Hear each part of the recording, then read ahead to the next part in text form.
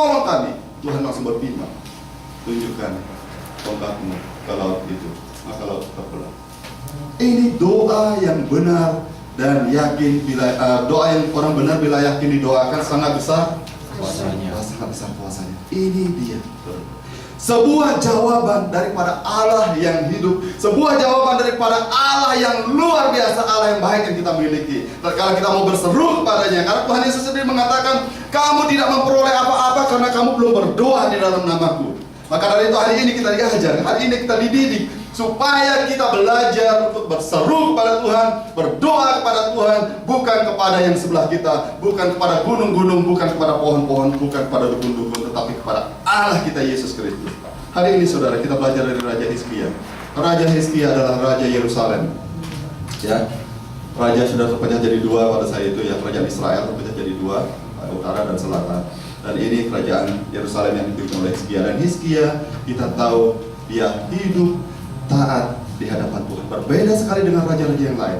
Hizkia ini adalah raja yang begitu baik, raja yang Tuhan lihat, raja yang begitu setia di hadapan Tuhan. Namun kita akan belajar dari sikap Hizkia dan perbuatan Hizkia dan jawaban Tuhan terhadap Hizkia pada hari ini. Nah, di sini dikatakan saudara, dia pada saat itu mengalami sebuah penyakit yang hampir membuat dia mati. Tapi firman Tuhan datang kepada dia. Sampaikanlah pesan terakhir kepada keluargamu sebab engkau akan mati. Nah, saudara-saudari, ini dia. Jadi kalau saudara-saudara ada, ya mungkin ada dokter mengatakan, Nana besok mau mati. Bilang sama bapak, waduh, sudah saudara. Ini bumi rasanya bergetar saudara. Ini jalan yang tadinya lurus kok kelihatan berbelok-belok ya. Ini tadi dunia ini rasanya aman-aman kok sekarang sudah bergetar ya. Kenapa? Karena kita mendengar suatu berita yang sangat buruk, berita yang tidak menyenangkan. Kenapa? Besok kamu akan mati. Aduh Tuhan, kenapa ini? Ada apa ini? Nah, lalu apa yang dilakukan Hizkia? Ini yang kita belajar. Hari ini kita belajar. Apa yang dikatakan Hizkia? Kita semua yakin jika saudara mengalami hal ini, saudara akan mengatakan, oh Tuhan tidak. Saya tidak mau mati, saya mau hidup 1000 tahun lagi. Ya, mau hidup 1000 tahun lagi, apalagi yang masih muda-muda, yang masih bujang-bujang. Mau hidup 1000 tahun lagi, apalagi sebelum nikah ini Tuhan. Wah, ini dia ya.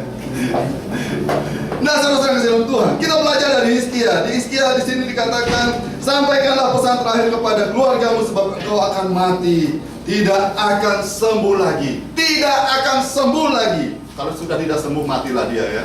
Tapi di sini dikatakan ayat 2, lalu Hizkia memalingkan mukanya ke arah dinding dan ia berdoa kepada Tuhan. Hizkia memalingkan mukanya.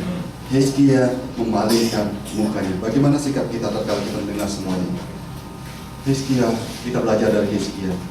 Saya kita semua belajar bagaimana sikap Hizkia. Nah, kita mau belajar sikap Hizkia, saudara-saudara. Karena berbeda sekali kalau kita mengalami mujizat seperti ini, kalau kita mengalami masalah seperti ini, kita seringkali melakukan hal yang sangat berbeda. Bagaimana Hizkia? Apa yang dilakukan Hizkia tatkala mendengar berita ini? Dia memalingkan mukanya ke dinding. Apa artinya ini? Ini berarti berbicara tentang kesedihan yang begitu mendalam, namun dia tidak ungkapkan kepada Yesaya pada saat itu. Dia tidak mengatakan, oh Yesaya, kenapa kamu membawa kabar buruk? Dia sebagai raja bisa saja dia menyuruh prajuritnya bunuh saja Hizkia, karena dia tidak membawa berita yang baik. Tetapi pada saat itu dia sangat, tatkala dia menerima berita itu, dia bersedih sekali, oh Tuhan. Dia memalingkan muka. Kenapa? Dia memalingkan mukanya ke dinding. Ini berbicara tentang kesedihan, berbicara tentang masalah yang muncul, berbicara secara manusia memang benar-benar tidak ada jalan keluar pada saat itu. Mungkin pada saat itu semua tabib sudah datang untuk mengobati dia. Semua dokter-dokter mungkin pada saat itu tabib ya sudah datang mengobati dan tidak selesai. Tetapi berita yang mengejutkan datang kepada dia. Oh Tuhan. Dia memalingkan wajahnya lalu berdoa. Berdoa ini berbicara tentang apa? Berbicara tentang bahwa di dunia ini tidak memberikan jawaban. Dunia ini tidak memberikan pengharapan. Dunia ini tidak akan memberikan jaminan bagi anak-anak Tuhan. Dunia ini tidak memberikan hidup sejati kepada anak-anak Tuhan. Dia memalingkan mukanya dan berdoa, saudara-saudara. Ya. Ini mengajar bahwa kita, tatkala kita mengalami masalah, tatkala kita mengalami problema mungkin sangat berat, mungkin masalah anak, masalah suami, masalah istri ya. Begitu banyak kejadian di Indonesia di mana suaminya berjudi terus judi ya. Di mana kami ada gitu ya.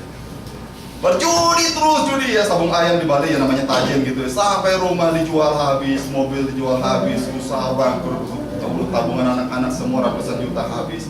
Sekarang tinggal celana kolor yang dipakai. Istrinya tuh putus asa sekali. Dia mengatakan, saya mau cerai saja, saya mau cerai saja, saya mau cerai saja. Sudah Tuhan, saya mau tinggalkan mereka. Dia sudah putus asa, putus asa, putus asa. Itulah yang terjadi. Tatkala kita mengalami masalah yang begitu, mungkin secara manusia kita pikir berat sekali, secara manusia kita pikir tidak ada jalan keluar, karena memang dunia tidak memberikan jalan keluar atas masalah kita. Jangan salah. Dunia ini hanya memberikan keindahan sekejap mata, tapi selanjutnya dia akan menggiring kita kepada jurang yang akan membawa kita kepada kematian. Tetapi di sini kita belajar. Hizkia memalingkan wajahnya dan berdoa kepada Tuhan dan mengatakan, "Oh Tuhan, ingatlah kiranya bahwa apa saudara? Ini yang perlu dipelajari kata per kata ya. Ingatlah Tuhan bahwa aku telah hidup setia di hadapan-Mu.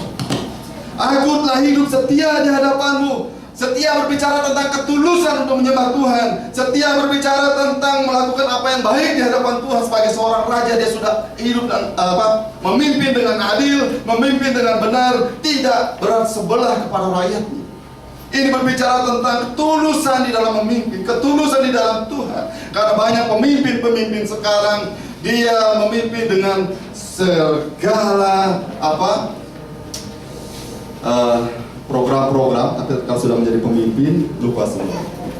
Hizkia tidak demikian. Hizkia hidup setia di hadapan Tuhan. Dia hidup begitu baik di hadapan Tuhan. Hidup begitu tulus. Lalu setelah dia habis berdoa, dia menangis dengan keras. Dikatakan ayat keberapa? Ayat ketiga. Ia berkata, "Ah Tuhan, ingatlah kiranya bahwa aku telah hidup di hadapan-Mu dengan setia dan dengan tulus hati, dan bahwa aku telah melakukan apa yang baik di mata-Mu." Kemudian menangislah Hizkia dengan sangat. Saudara-saudara yang sedang Tuhan, jangan merasa tatkala kita berdoa kita malu untuk menangis. Jangan merasa, aduh, tatkala saya berdoa saya menangis, kayaknya ada teman di sebelah ini mungkin punya pikiran aneh-aneh. Kita tidak usah berpikir demikian. Orang yang menabur dengan meneteskan air mata akan